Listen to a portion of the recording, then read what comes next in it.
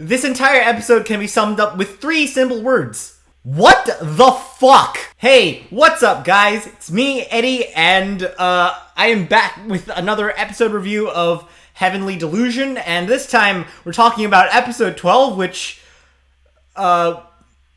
definitely one of the wildest episodes we've had so far, and I don't mean that in the, oh my god, it's full of so many twists and turns, and yes, it is, but I'm talking about in, like, the sheer amount of fuckery involved in this episode. Like, what the actual fuck?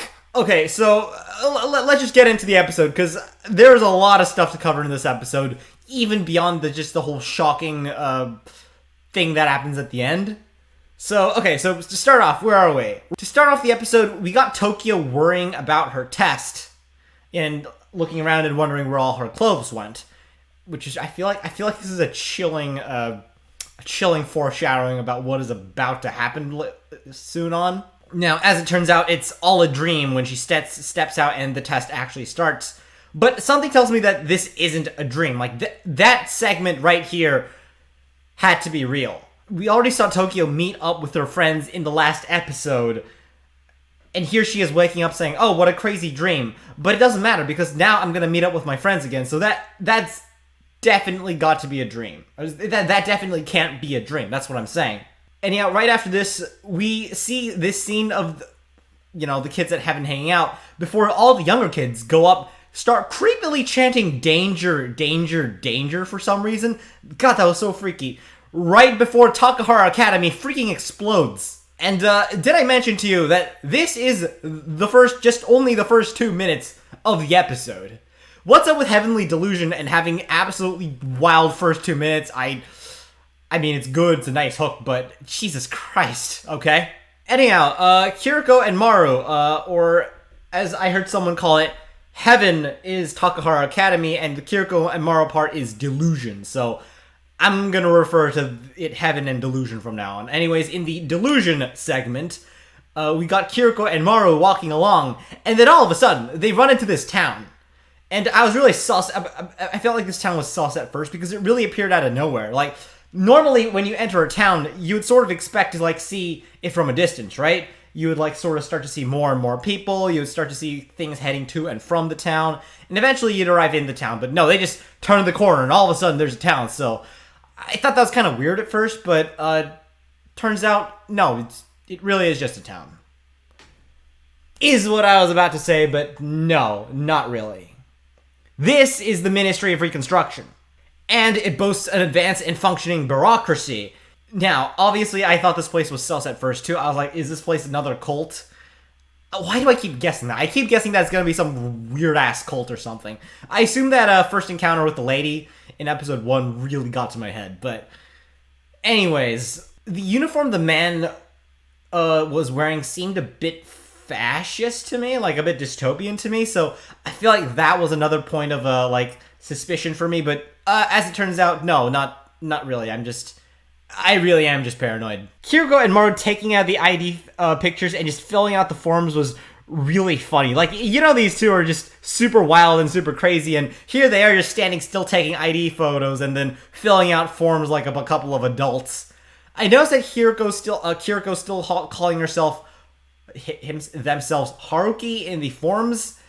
I really like how, they put a little question mark around blood type, and I honestly don't know what they put down for gender as well, but anyhow, piece of good news is that they figured out where Robin is. He's in the old Takahara Academy ruins. No, that's not good news, by the way. But it seemed like good news at the time. He looked like he was, like, the chief of something, so, you could tell he's pretty high-ranking, which I guess sort of, increased my trust in him, despite the fact that we saw him looking like an absolute monster in the last episode, but, I guess that's my fault for putting blind trust in authority, I guess. Alright, it looks like Kiriko and Maru are getting a place to sleep since they got 2 hours to burn, because, Robin, pretty high-ranking fellow, and he looks like he's a busy person. So, right, and another thing I wanted to point out is that not only does this town have a very complex bureaucracy, they also have a very they have a very advanced system of house claiming as well. You get this little sign and you hang it up, and that's how you know the house is occupied, which I think is pretty ingenious. Anyhow, after that, Kiriko heads to Robin all alone, which totally not a bad idea. The hope was seriously palatable though, and like we saw Kiriko like running and panting and just running so hard as they tried to reach Robin, who was like a brother figure to them. Oh, and also I want to say that the directing here is absolutely gorgeous. Running through the grass, getting scanned, you could like honestly feel Kiriko's hope right here. The whole anticipation as Kiriko goes to Robin honestly just sets up the betrayal that we see later on in the episode even more, but I will get to that later. Seriously, the directing this episode was so good. Like, in the Delusion segment, honestly, I feel like it was just so well directed. Like, I know everyone's focusing on that last tidbit at the end, which is a very big doozy, and I will tell you my opinions on that later, but, well, I think I already have. But anyways, everyone's focusing on that bit so much to, like, realize, hey, there's the entire episode was really well made. Like, the Delusion segment honestly gives off, like, Shinkai or Kyoto Animation or, I guess, like, Ghibli vibes. You get what I'm saying? Like, it just feels so cinematic. And yeah, Robin didn't seem that relieved when he saw Kiriko. He honestly seemed kind of shocked, and that's kind of where I started to have my doubts. And when I got a little confused, like, Robin, is there something up with you, dude? Anyhow, one thing I want to ask in the Heaven segment is, Sawatari, what do you mean when you're saying which is the right one? Like, I knew something was sus when there were two baby Marus. That's Maru, right? Also, another thing that has been revealed is that the director lady can walk. The most hateable, well, now the second most hateable character in the show, turns out, who's in a wheelchair, can actually walk on her own. The traumatized lady pushing the wheelchair was confused getting caught up in the explosion, and the terrible director granny lady almost outran the collapsing rubble, but not quite.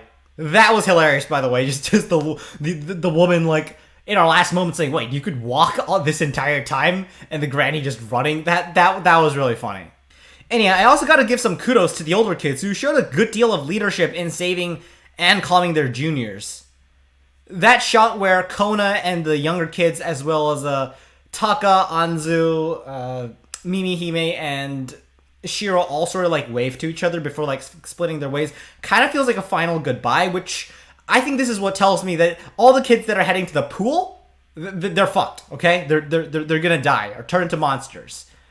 Oma might survive just because we see her in the basement later on, but Shiro's hospital later on. But yeah, all the other kids, they're dead. Kona especially. Kona, I'm sorry, buddy. I think Kona's gonna die. I gotta say, the flip-flopping, this episode kind of flip-flops a lot between like tense moments in the Heaven segment and tense moments in the Delusion segment. And I gotta say, it's very well done. Like, I've already said, the directing in this episode was brilliant, but this is seriously well done. Like, the constant flip-flopping and setting up anticipations for both storylines that's really good. The Academy kids, or at least the older Academy kids, are exploring the collapse hole, and Kiriko is meeting with Robin. Mimi Hime seems confident about the safety of the hole since she knows the future, and Robin, now that I look at it again, is acting really creepy around Kiriko. Like, he asks her to get in the bath, which I honestly found really suspicious. Like, why? Baths are great, but that's hardly the most important thing right now, right? Also, he was super weird about mentioning how, oh, it's Haruki in Kiriko's body. That part seemed absolutely normal to me when I just first saw it, but when I looked at it again later on, that was, like, rewatched it. I was like, bro, that is so sus. They also talk about Shiro and Mimi Hime, and the moment he felt bad for Mimi Hime dying, he almost felt like a decent person, but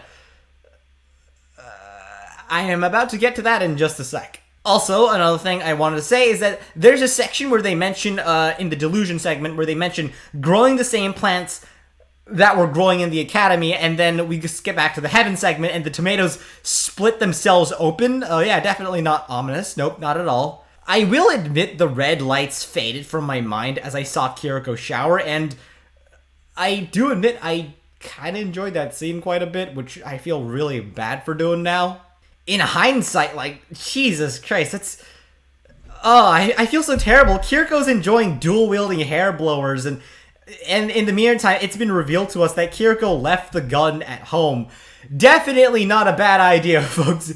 Definitely. Meanwhile, the kids in Takahara are exploring the outside and just marveling at the sky.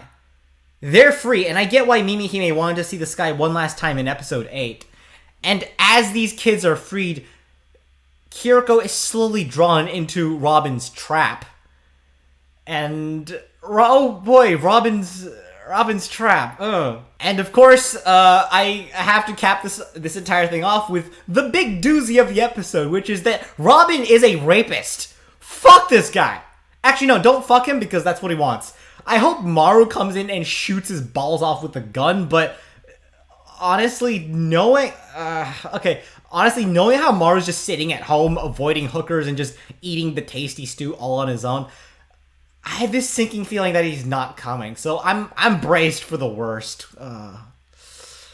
But yeah, someone please come save Kiriko. But then again, knowing how this anime goes, I wouldn't be surprised if no one's coming. And yeah, what a place to end off. Jeez.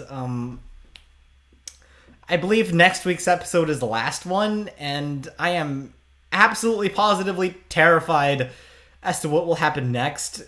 I can't stop thinking about poor Kiriko. Jesus Christ. It's made worse by the fact that you know what?